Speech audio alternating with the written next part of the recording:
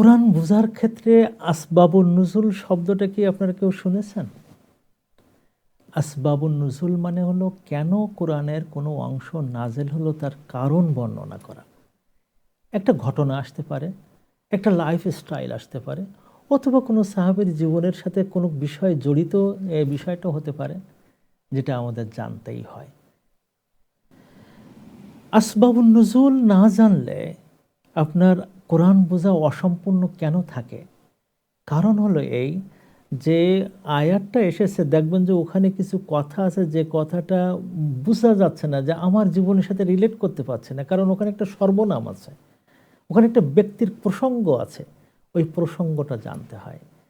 দ্বিতীয়ত হলো যে গভীরতা, যে কোন সম্পর্কে এই কথাটা বলতেছে, কোন জায়গাটায় আল্লাহ তাআলা এখানে ইন্ডিকেট করেছেন, চ্যালেঞ্জ ছড়েছেন, এবং সেইটা আমার জীবনে কি আসছে কিনা।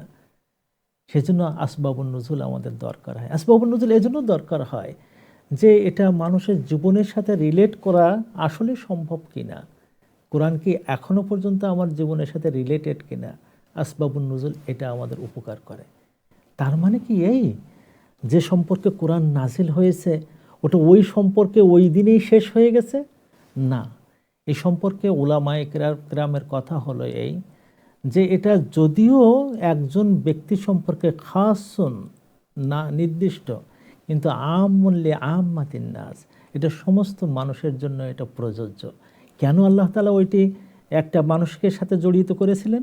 যাতে করে পরবর্তী মানুষের জীবনে ওই রকম সিমিলার ঘটনা ঘটলে এই আয়াতটা নিতে পারে।